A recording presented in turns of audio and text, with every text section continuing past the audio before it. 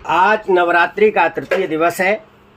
आज के दिन माता चंद्रघंटा की पूजा की जाती है और दुर्गा सप्तशती के चतुर्थ अध्याय का पाठ किया जाता है। चतुर्थ अध्याय का शीर्षक है इंद्रादि देवताओं द्वारा देवी की स्तुति। आइए देवी का ध्यान करते हैं। सिद्धि की इच्छा रखने वाले पुरुष जिनकी सेवा करते हैं, देवता जिन्हें सब ओर से घेरे रहते हैं, उन जया नाम वाली दुर्गा देवी का ध्यान करें। उनके श्रीअंगों की आभा काले मेघ के समान श्याम है। वे अपने कटाक्षों से शत्रु समूह को भय प्रदान करती हैं। उनके मस्तक पर आबद्ध चंद्रमा की रेखा शोभा पाती है। वे अपने हाथों में शंख, चक्र, कृपाण और त्रिशूल धारण करती हैं। उनके 3 नेत्र हैं, सिंह के कंधे पर विराजमान हैं और अपने तेज से तीनों लोकों को परिपूर्ण कर रही हैं। ऋषि कहते हैं, अत्यंत पराक्रमी दुरात्मा महिषासुर तथा उसकी दैत्य सेना के देवी के हाथ से मारे जाने पर इंद्र आदि देवता प्रणाम के लिए गर्दन तथा कंधे झुकाकर भगवती दुर्गा का उत्तम वचनों द्वारा स्तवन करने लगे। उस समय उनके सुंदर अंगों में अत्यंत हर्ष के कारण रोमांच हो आया था। देवता बोले, संपूर्ण देवताओं की शक्ति का समुदाय ही जिनका स्वरूप है, जिन देवी ने अपनी शक्ति से संपूर्ण जगत को व्याप्त कर रखा है, समस्त देवताओं और महर्षियों की पूजनीया उन जगदम्बा को हम भक्ति पूर्वक नमस्कार करते हैं। वे हम लोगों का कल्याण करें। जिनके अनुपम प्रभाव और बल का वर्णन करने में भगवान शेषनाग, ब्रह्मा जी और महादेव जी भी समर्थ नहीं हैं, वे भगवती चंडिका संपूर्ण जगत का पालन एवं अशुभ भय का नाश करने का विचार करें। जो पुण्यात्माओं के घरों में स्वयं ही लक्ष्मी रूप से, पापियों के यहाँ दरिद्रता रूप से, शुद्ध अंतःकरण वाले पुरुषों के हृदय में बुद्धि रूप से, सत्पुरुषों में श्रद्धा रूप से, कुलीन मनुष्य में लज्जा रूप से निवास करती हैं, उन आप भगवती दुर्गा को हम नमस्कार करते हैं। देवी, आप संपूर्ण विश्व का पालन कीजिए। आपके इस अचिंत्य रूप का, असुरों का नाश करने वाले भारी पराक्रम का तथा समस्त देवताओं और दैत्यों के समक्ष युद्ध में प्रकट किए हुए आपके अद्भुत चरित्रों का हम किस प्रकार वर्णन करें। आप संपूर्ण जगत की उत्पत्ति में कारण हैं। आप में सत्वगुण, रजोगुण और तमोगुण, ये तीनों गुण मौजूद हैं, तो भी दोषों के साथ आपका संसर्ग नहीं जान पड़ता। भगवान विष्णु और महादेव जी आदि देवता भी आपका पार नहीं पाते। आप ही सबका आश्रय हैं। यह समस्त जगत आपका अंशभूत है, क्योंकि आप सबकी आदिभूत अव्याकृता परा प्रकृति हैं। देवी, संपूर्ण यज्ञों में जिसके उच्चारण से सब देवता तृप्ति लाभ करते हैं, वो स्वाहा आप ही हैं। इसके अतिरिक्त आप पितरों की भी तृप्ति का कारण हैं। अतएव सब लोग आपको स्वधा भी कहते हैं। देवी, जो मोक्ष की प्राप्ति का साधन है, अचिंत्य महाव्रत स्वरूपा है, समस्त दोषों से रहित जितेंद्रिय तत्व को ही सार वस्तु मानने वाले तथा मोक्ष की अभिलाषा रखने वाले मुनिजन जिसका अभ्यास करते हैं, वो भगवती पराविद्या आप ही है। आप शब्द स्वरूपा हैं और भगवती 6 ऐश्वर्यों से युक्त हैं। आप अत्यंत निर्मल ऋग्वेद, यजुर्वेद तथा उद्गीत के मनोहर पदों के पाठ से युक्त सामवेद का भी आधार आप ही हैं। आप देवी त्रयी और भगवती हैं। इस विश्व की उत्पत्ति एवं पालन के लिए आप ही वार्ता के रूप में प्रकट हुई हैं। आप संपूर्ण जगत की घोर पीड़ा का नाश करने वाली हैं। देवी, जिससे समस्त शास्त्रों के सार का ज्ञान होता है, वह मेधा शक्ति आप ही हैं। दुर्गम भवसागर से पार उतारने वाली नौका रूप दुर्गा देवी भी आप ही है। आपकी कहीं भी अनासक्ति नहीं है। कैटभ के शत्रु भगवान विष्णु के वक्ष स्थल में एकमात्र निवास करने वाली भगवती लक्ष्मी तथा भगवान चंद्रशेखर द्वारा सम्मानित गौरी देवी भी आप ही है। आपका मुख मंद मुस्कान से सुशोभित, निर्मल, पूर्ण चंद्रमा के बिंब का अनुकरण करने वाला और उत्तम सुवर्ण की मनोहर कांति से कमनीय है। तो भी उसे देखकर महिषासुर को क्रोध हुआ और सहसा उसने उस पर प्रहार कर दिया। यह बड़े आश्चर्य की बात है।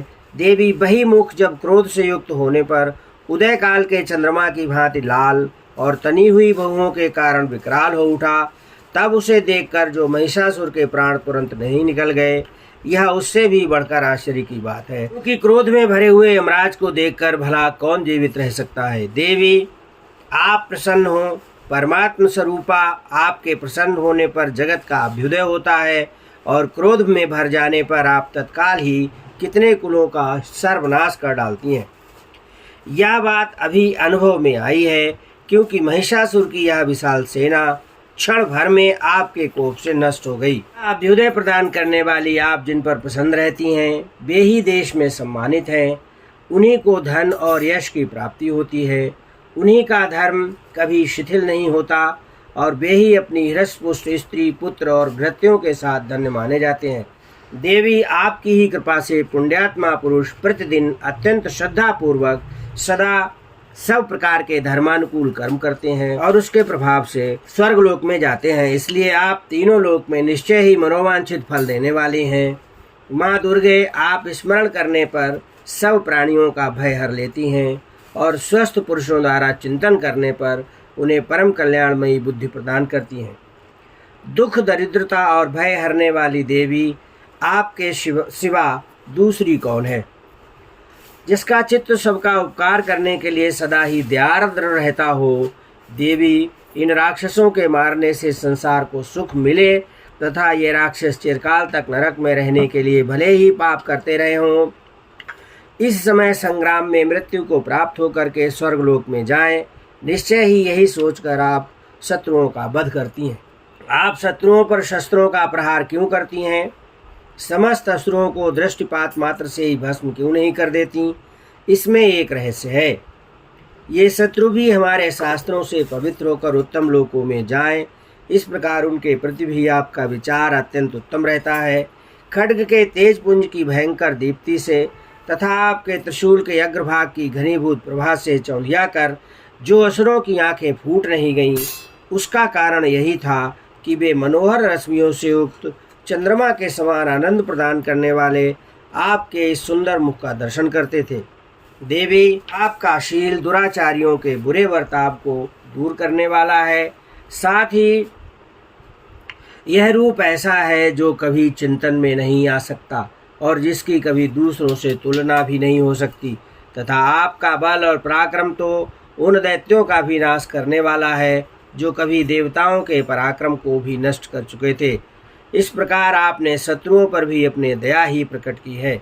वरदायिनी देवी, आपके इस पराक्रम की किसके साथ तुलना हो सकती है, तथा शत्रुओं को भय देने वाला एवं अत्यंत मनोहर ऐसा रूप भी आपके सिवा और कहाँ है।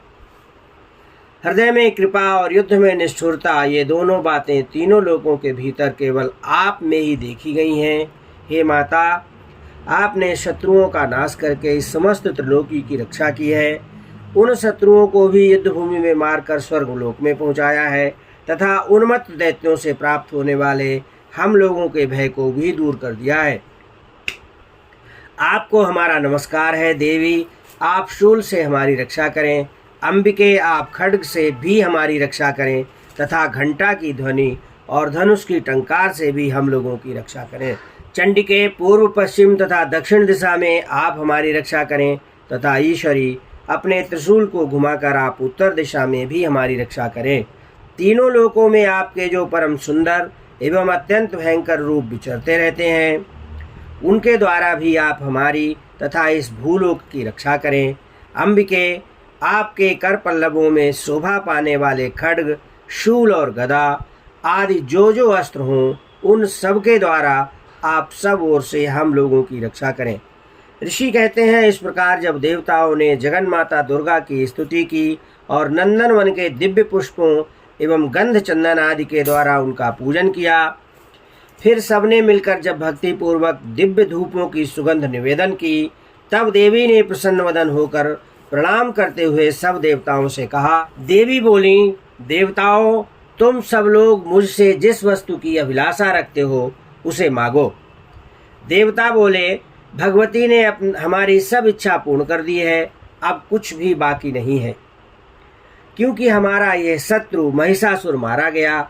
महेश्वरी, इतने पर भी यदि आप हमें और वर देना चाहती हैं तो हम जब जब आपका स्मरण करें तब तब आप दर्शन देकर हम लोगों के महान संकट दूर कर दिया करें तथा प्रसन्न मुखी अंबिके, जो मनुष्य इन स्तोत्रों द्वारा आपकी स्तुति करे उसे वित्त समृद्धि और वैभव देने के साथ ही उसकी धन और स्त्री आदि संपत्ति को भी बढ़ाने के लिए सदा हम पर प्रसन्न रहें। ऋषि कहते हैं, राजन, देवताओं ने जब अपने तथा जगत के कल्याण के लिए भद्रकाली को इस प्रकार प्रसन्न किया तथा वे तथास्तु कहकर वहीं अंतर्ध्यान हो गई।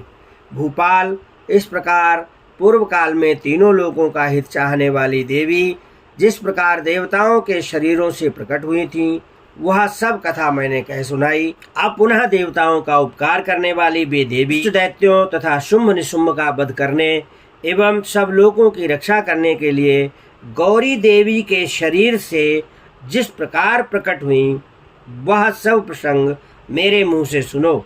मैं उसका तुमसे यथावत वर्णन करता हूँ।